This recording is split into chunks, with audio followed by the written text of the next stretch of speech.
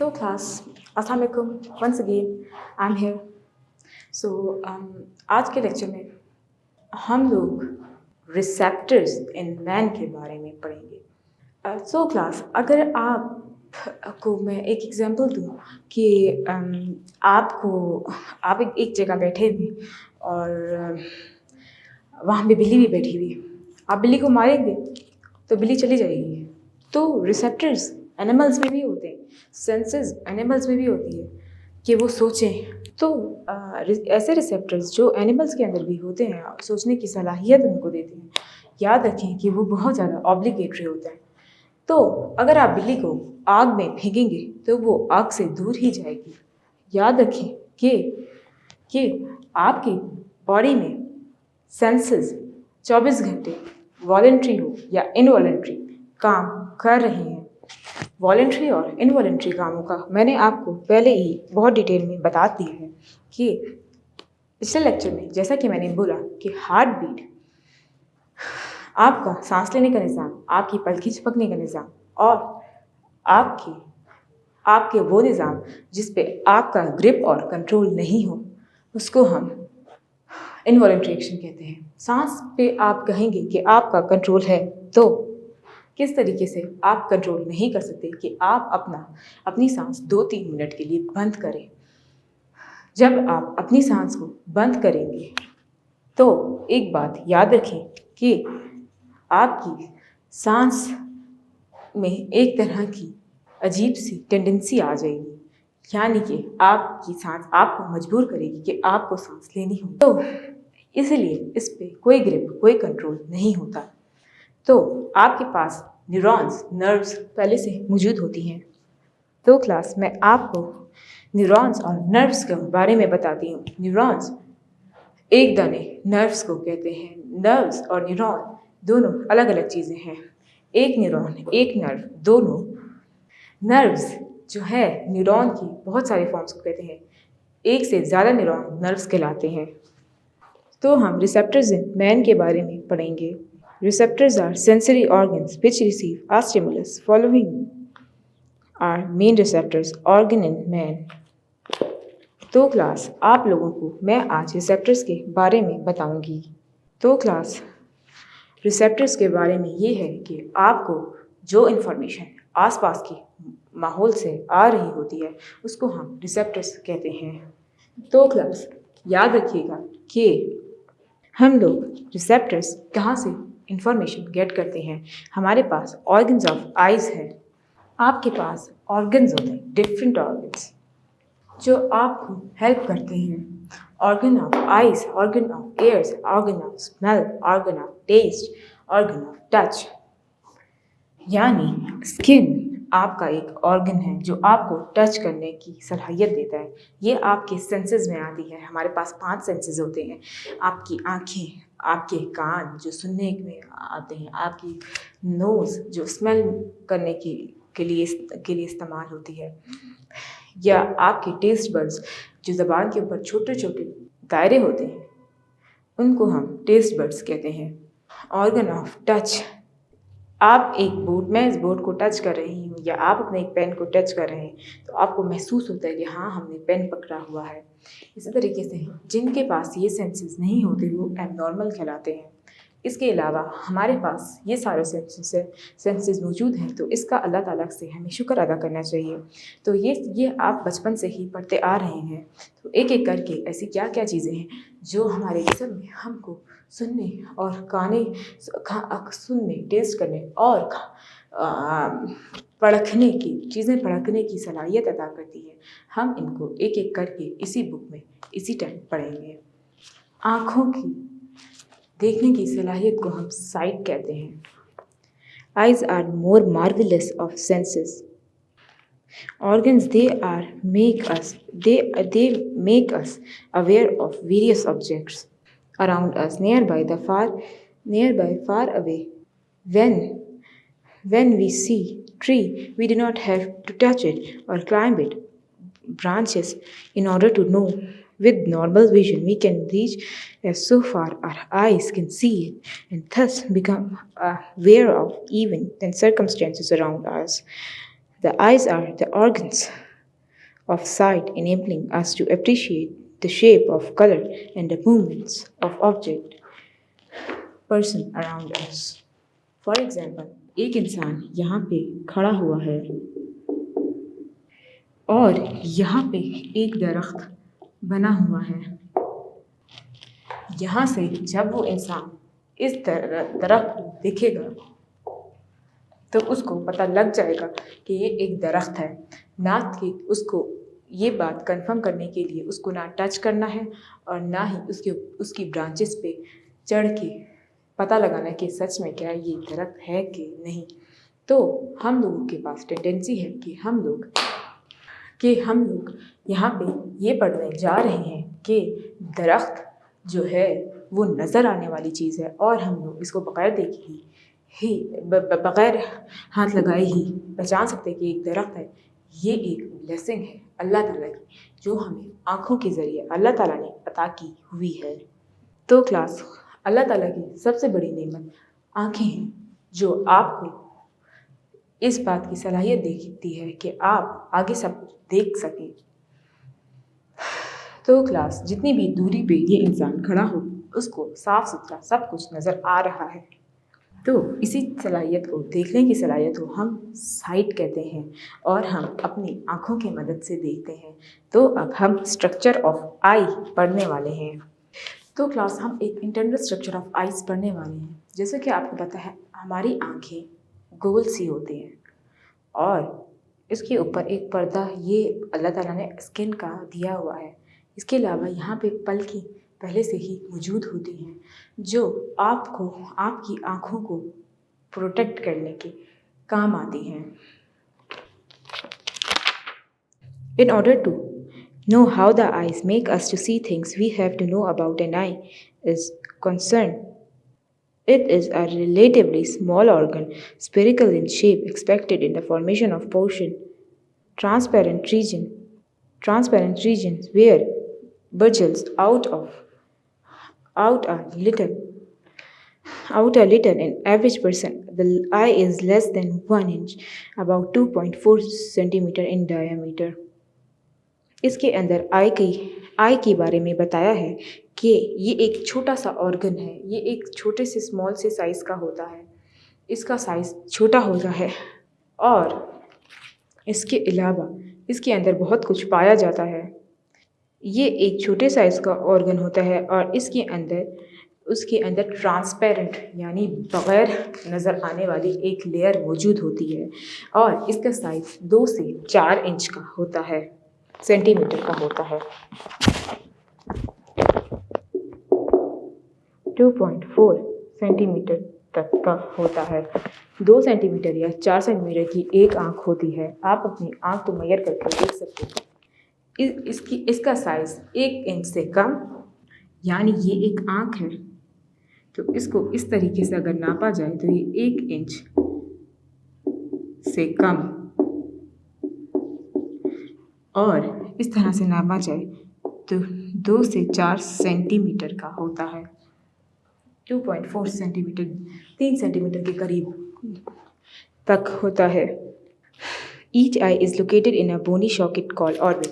ये आँख एक बोनी सॉकेट के अंदर कवर होती है, यानी आपकी आँख इस अंदर धसी हुई होती है। अक्सर लोगों की बाहर भी होती है, लेकिन आँख की प्रोटेक्शन के लिए बोनी सॉकेट पहले से मौजूद होता है कि इंसान गिरे तो उसकी आँख पे चोट ना लगे। Each eye is located in a bony socket called orbit. मैंने ये बात बता दी है कि उसकी ऑर्बिट को कहा जाता है बोनी सॉकेट, यानी इस हड्डी को पूरे को ऑर्बिट कहा जाता है।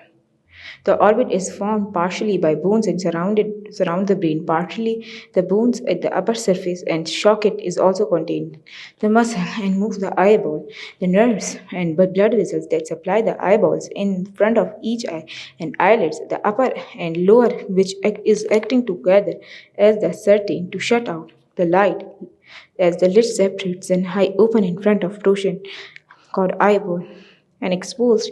An eye can enter image is formed by the light rays and entering the eye through the anterior transparent portion. So class, इसमें ये बात बताया है कि आपकी आँखों से आंसू भी निकलते हैं, आपकी आँखों में बहुत कुछ होता है। तो आँखों के ऊपर जो ये कवर है वो पहले से अल्लाह ताला ने बना दिया हुआ है। इसके अलावा आपकी हड्डी जो आपकी आँख के आसपास नज़र आ रही है, वो हड्डी आपको जब आप गिरें या आपको कभी चोट आने लगे तो आपकी आँख को महफूज रखने के लिए है। आँख एक बहुत ज़्यादा सेंसिटिव यानी कि बहुत नाजुक एक ऑर्गन है जो आपको प्रोटेक्टेड रहना बेहद ज़्यादा ज़रूरी है। तो क्लास आज के इस लेक्चर में मैं आपको आई के इंटरनल स्ट्रक्चर यानी अंदरूनी तौर पे एक आँख किस तरीके से दिखती है मैं वो बताने वाली हूँ। आँख के पास बहुत सारे पार्ट्स होते हैं। आँख एक ऐसे स्पेसिफिक ऑर्गन है जो आपको एक चीज़ और साफ और अच्छे तरीके से दिखाने में मदद करती है। आँख के जितना कभी भी अब तक कोई कैमरा इजाद ही नहीं हुआ।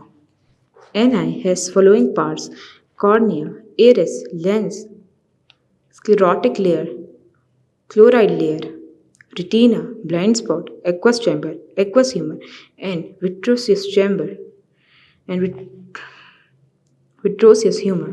तो हमारी आँख के पास बहुत ही ज़्यादा अच्छी नर्व्स पाई जाती हैं। तो क्लास आप एक बार याद रखें कि the sclerotic of eyeball is the outermost and white in color। जो सबसे बाहर स्क्लेरोटिक यानी सफ़ेद वाला हिस्सा नज़र आ रहा है उसको हम स्क्लेरोटिक ऑफ आईबॉल कहते हैं। ये सबसे बाहर की लेयर में मौजूद होता है।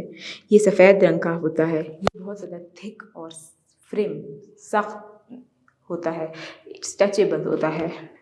It is transparent in front of bulge and are slightly from cornea. इसके बाद हमारे पास कॉर्निया आता है। कॉर्निया आपकी आँख की सफ़ेद पोर्शन के बाद होता है। Below the sclerotic second layer of eyeball is called choroids. Choroids के बारे में भी जिक्र किया गया है कि क्रोइड्स आपकी कॉर्निया के बाद आता है। इसके बाद इसके अंदर वस्कुलर पिगमेंट्स होते हैं जो खून पहुंचाने वाली नालियाँ फिर उसके बाद आते हैं यानी capillaries. Behind the cornea, the chlorides bend inwards and air is having a circular opening called pupil। इसमें पुपिल का भी जिक्र किया गया है कि एक सर्कुलर ओपनिंग इसके अंदर भी मौजूद होती है जिसको हम पुपिल कहते हैं। Through which the size of pupil can be increased or decreased। Situated behind the pupil is biconvex lens। Biconvex lens का भी जिक्र किया गया है कि आपकी आंखों के अंदर जो लेंस मौजूद है, जो गोल सा काले रंग का छोटा सा सफ़ेद के बाद काले रंग का जो गोल सी चीज़ को लेंस कहते हैं और ये आपकी आंखों में कॉन्वेक्स लेंस मौजूद है। Which undergoes and changes the convexity during the process of focusing। It keeps in place its suspensory alignments in muscles। आपकी आंखों में सेंसरी मसल्स और सेंसरी अलाइनमेंट्स पहले से मौजूद होते हैं। The third and innermost layer of I is retina. जो सबसे अंदरूनी हिस्सा है वो हम रेटिना कहलाता है। ये बहुत इंपॉर्टेंट एरिया है। रेटिना याद रखिए, रेटिना बहुत ज़्यादा इंपॉर्टेंट एरिया है। इस रेटिना के ख़राब होने से इंसान ऑपरेशन की हालत से भी दो चार होता है। It is the sensitive layer of eye and is supplied by branches of optic nerve which enter the eyeball from the sensory cells। And retina are of two types, rods and cones। Retina अब आगे further दो parts में divided है। Retina अंदरूनी बहुत हिस्सा होता है जिसको rods and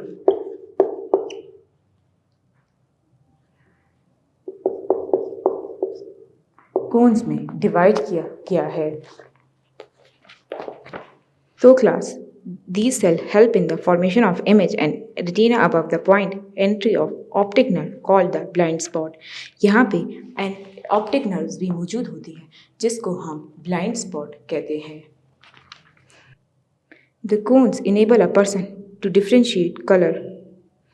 कोन्स एक इंसान को कलर डिफ्रेंशिएशन में मदद करता है। तो class iris divides the cavity into eye and interior aqueous chamber is called aqueous humor। आँख के आंसू एक जगह पे जमा होते हैं जिसको हम एक्वस ह्यूमर कहते हैं। एक्वस ह्यूमर जहाँ पे आंसू जमा होते हैं, एक्वस मतलब लिक्विड।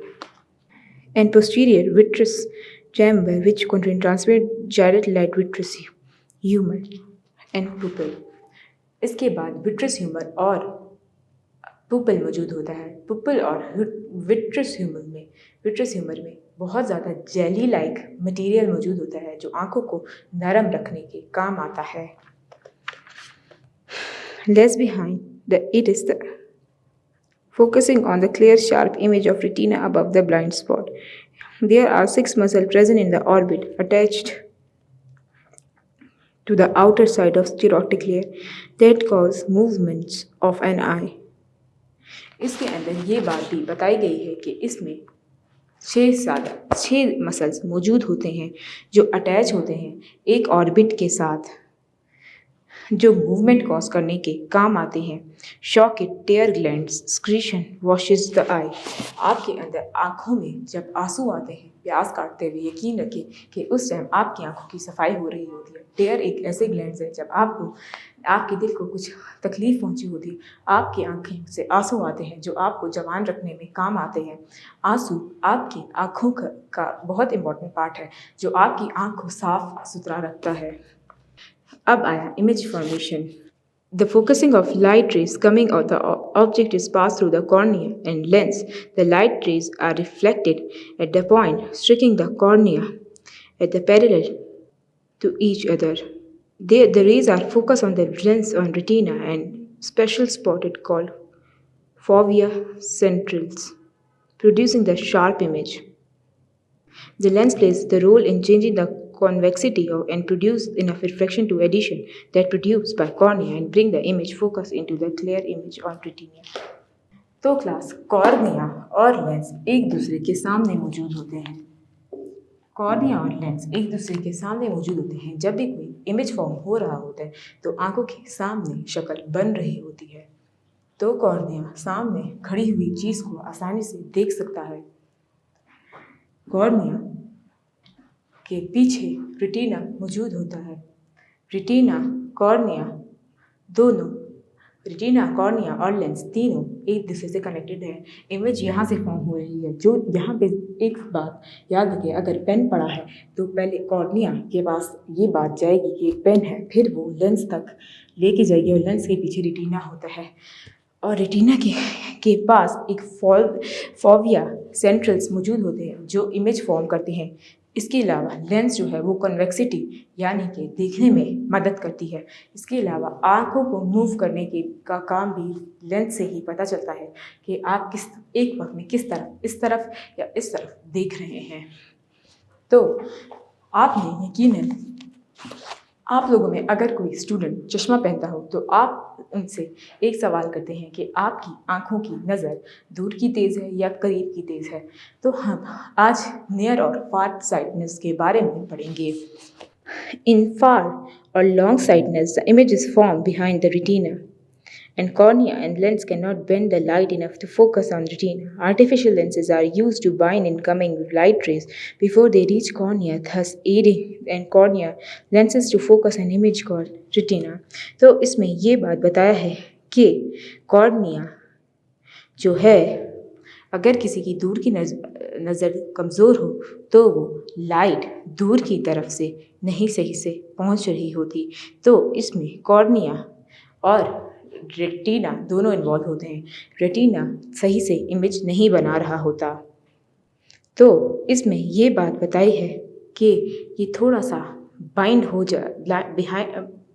जाता है जिसकी वजह से रेटिना एक ब्लर सी इमेज बना रहा होता है। ये चीज़ें आर्टिफिशियल लेंसेज की वजह से हटाई जा सकती है या कॉर्निया को स्टेबल करने के लिए आपको रेटिना पे फोकस करना सीखना होता है या फिर चश्मे की मदद से ये फार साइटनेस दूर की नज़र को ठीक किया जा सकता है। कॉर्निया और रेटिना का सारा मसला इसमें होता है। Near sightedness, the near short sightedness myopia, the lens in cornea focus the image of a distant object at a point in front of the retina. This problem is corrected by concave lens. यहाँ पे concave lens का ज़रूरत होती है। इसमें भी cornea focus करीब की चीज़ों पे नहीं कर रहा होता जो शॉर्ट साइटनेस कहलाती है। शॉर्ट साइटनेस, एक बात याद रखें, शॉर्ट साइटनेस और फार साइटनेस में फ़र्क है। The the problem is corrected by concave lens center then the edges. तो इसमें ये बात बताई है कि कॉन्केव लेंस जो है वो आपको सेंटर में और इडिज में लगाई जाती है ताकि वो आपकी आँखों में सही तरीके से जांच पड़ताल कर ले, यानी कि आपकी आंखों को सही कर दे। कॉन्केव लेंस के ज़रिए शॉर्ट साइटनेस हटाई जा सकती है। तो class, as already mention, there are two kinds of light receptors cells in retina, the rods and cones. It is the cones that enables a person to distinguish the color. The three types of colors. The three types of colors adapted to receive three primary colors: blue, green, and red. To receive the colors, eye require coordination, activation, and three kinds of color and cone. Current blind person, one type of cone cell are lacking. Such a person is unable to distinguish between the green and red color. This person is called colorblind, and color blindness is genetic hereditary defect. तो class, आपके माँ बाप से अक्सर कुछ बीमारियाँ आपके अंदर आ जाती हैं तो उनको हेरिडिटरी डिजीज कहते हैं। अक्सर आपकी आँखों में कोन्स मौजूद होते हैं जो एक कलर को पहचानने में मदद करते हैं। अक्सर ब्लू, रेड और ग्रीन कलर पहचानने में इन कोन से मिस्टेक हो जाती है। ना ये मैं एक कलर ब्लाइंड बीमारी की बात कर रही हूँ जिसमें आपको या तो लाल या तो नीला या तो हरा रंग अक्सर नज़र सही से नहीं आता। इस टाइम इस एक तस्वीर में 16 यहाँ पे आपकी बुक में लिखा हुआ है। ये 16 नंबर अगर आपको नज़र आ रहा है तो आप कलर ब्लाइंड नहीं हैं, जो हरे रंग से लिखा हुआ है। अक्सर लोगों को ये मुश्किल होती है कि कलर ब्लाइंड इंसान को इस चीज़ का सामना करना पड़ता है। तो इस चीज़ की वजह एक कोन का मिसिंग होना भी होता है जो अपनी आपकी आँखों के अंदर होती है। तो क्लास, ये कलर ब्लाइंडनेस एक आम सी बीमारी है। हो सकता है आप लोगों की क्लास में किसी को हो। तो क्लास, अपने आप को परखने के लिए ये टेस्ट दिया हुआ है। होप सो आज का लेक्चर आपको क्लियर हो। मुलाकात होगी नेक्स्ट लेक्चर में।